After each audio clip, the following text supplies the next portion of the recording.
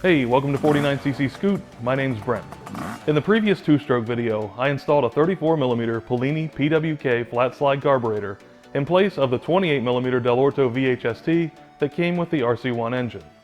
In this episode, I'll show you how the tuning process became much more difficult than I ever would have expected.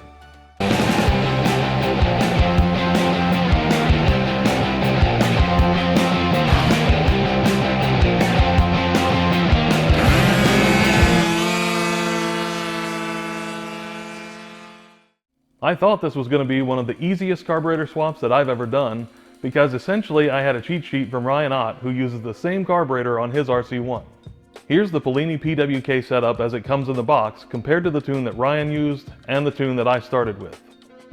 I only switched the main jet from a 184 to a 185 because I used the stage 6 jet kit and that didn't include a 184, and I left the float height at 18mm because it should fill the bowl a little bit better that way and it wasn't overflowing. I fired it up for the first time with a new carb and only had to do a little bit of tweaking to the idle speed screw to make it idle. Exhaust gas temperatures looked acceptable to me while cruising to the test spot.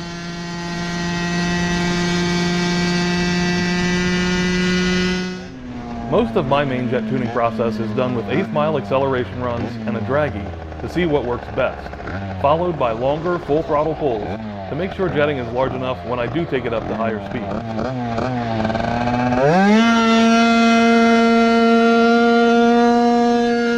The first acceleration test started out okay, but I was seeing nearly 1400 degree Fahrenheit EGTs by or before I could make it to 60 mph, and I didn't want to complete the runs. Normally I'd see a range from roughly 1150 to maybe as much as 1250 Fahrenheit at 60 mph during acceleration runs when the 28mm VHST was in tune.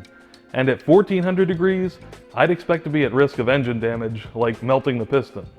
If you're wondering why I record EGT at 60 mph during acceleration runs, it's because I can't tell exactly when the end of an 1/8 mile run is, but 60 mph is somewhat near the end, and I can see the speed on the video along with the EGT. That makes it a pretty simple way for me to keep track of what temperature range gives me the best results without needing to use any sort of data logger.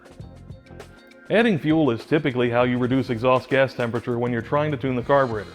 So I moved up to a 195 and then 205 main jet, but temps at 60 mph were still 100 degrees or more higher than what I'd like to see.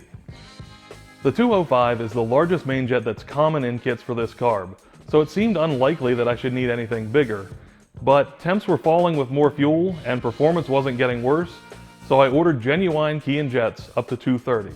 From what I can tell, it looks like 230 is the largest jet that Kian makes for these, though there are generic jets out there that go up to at least 250. Engine RPM was hanging and not returning to idle like it should for all of the previous tests, and mixture adjustments didn't change much. So I tried moving the needle clip down one notch from the leanest top position to see if that would fix the hanging idle or have any effect on wide open throttle temps while I waited for more jets. Then it struggled to get moving and clear out whenever I stopped.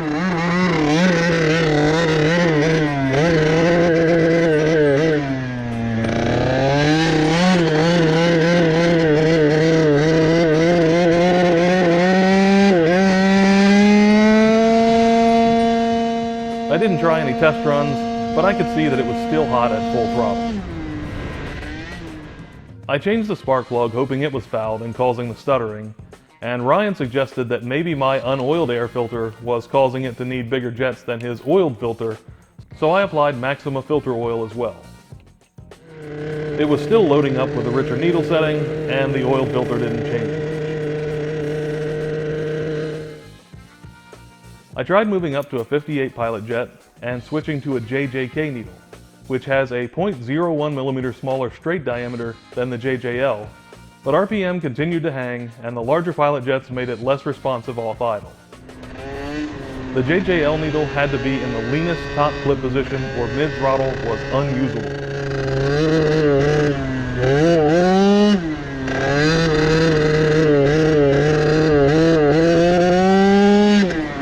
By the way, tests should be done with one change at a time so you know exactly what is working or not working. I'm just mentioning multiple things at once here to save some time for the video.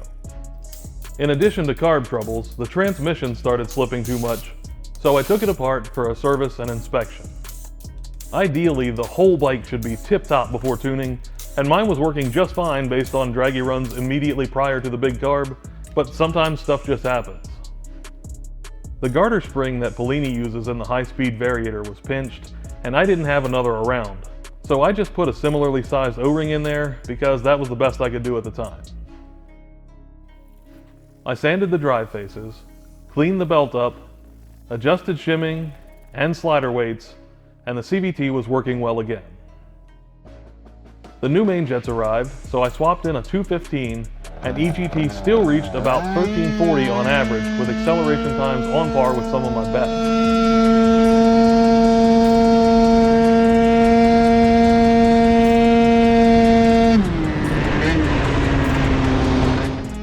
I moved all the way up to the 230 main jet and tried again. EGT dropped to 1294 on average, and acceleration didn't really change. So at this point, I've got the largest jet from Kian installed, and it runs strong, but it's still too hot. I didn't think it should need a jet so much bigger than most use, but I wanted to see if it would cool down and still run well. So I drilled a jet with a 2.5mm bit to make it the equivalent, or at least close to, a 250 main jet.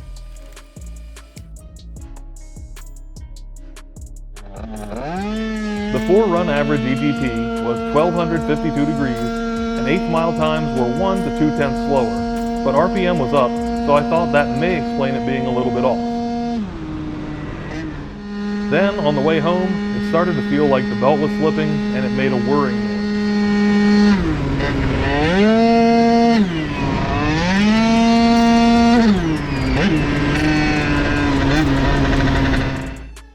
I found that the variator nut was still tight, but parts had been wearing against each other, and the variator's rear seal had moved and looked like it leaked.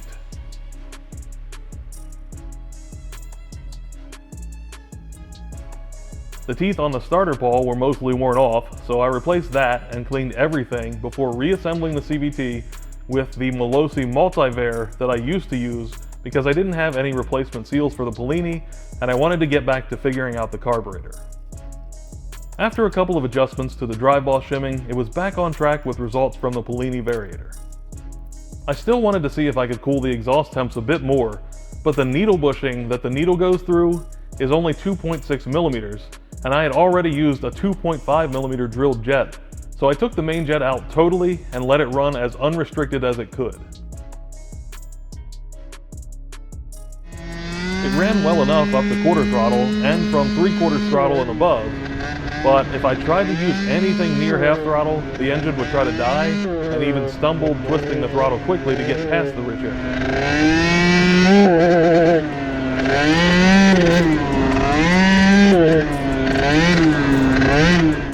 I couldn't do 8th mile runs well because I had to be very careful with throttle opening on takeoff.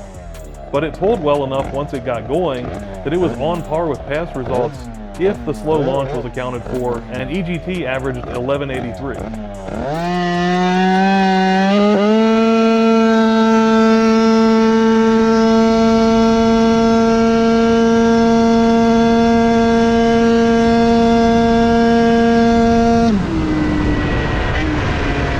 There's just no way that I should need to remove the main jet to get proper EGTs.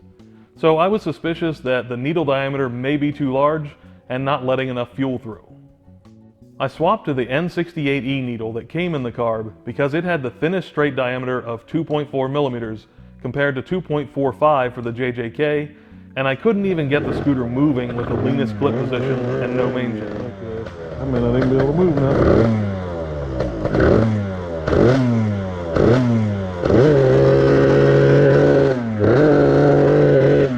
That's not gonna work. I put the 250 main jet back in, and then I could get going if I quickly got to 3/4 throttle or above, and I could use up to an 8 throttle once I was moving. But everything between was unusable, and it still went to over 1300 degrees wide open.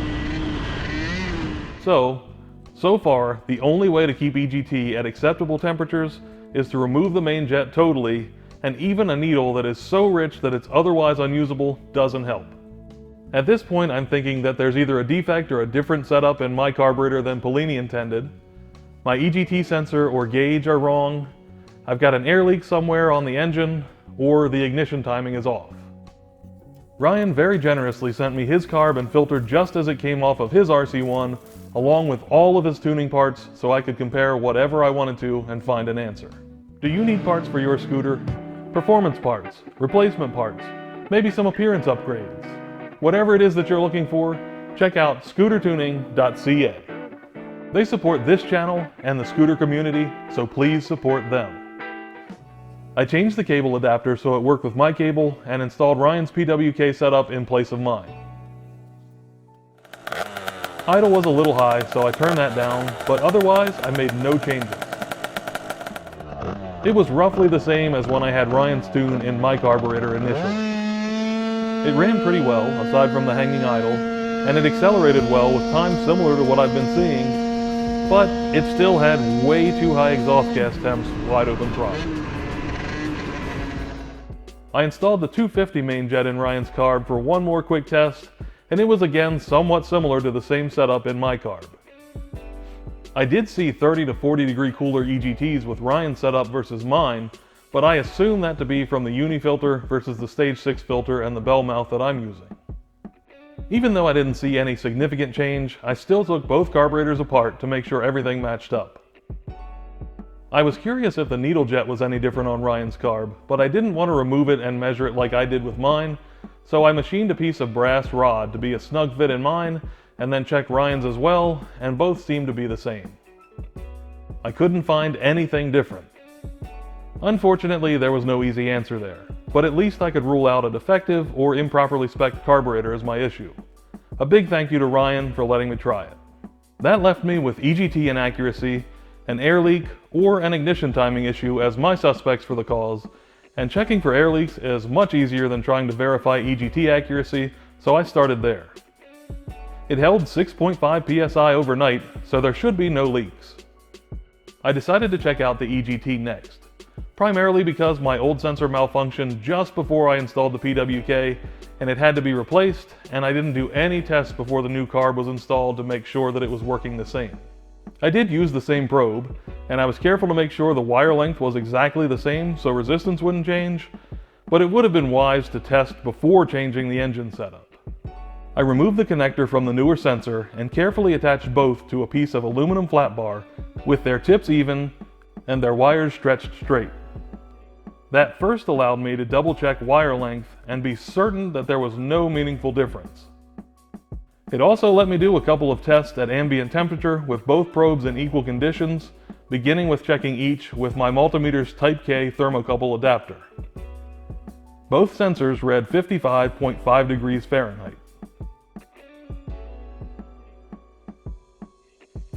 I checked resistance as well, and both read 1.8 ohms, so they seemed to be working the same, but I tried putting the old sensor back in the exhaust to see what happened.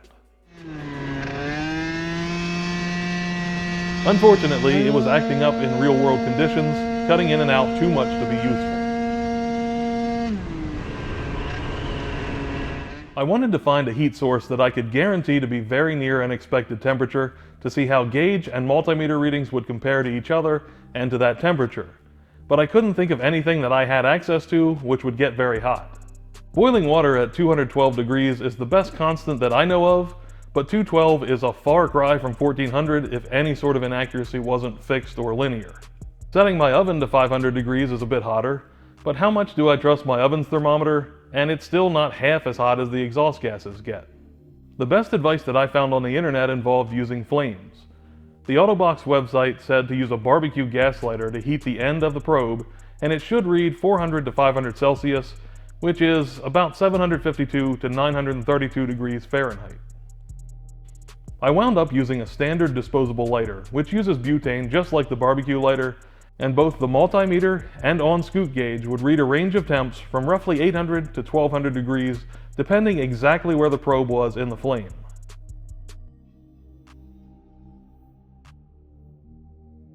The Michigan Avionics site listed a test using a standard paraffin-based candle, saying that the gauge should read 930 degrees Fahrenheit or 500 Celsius, with the probe in the hottest portion of the flame.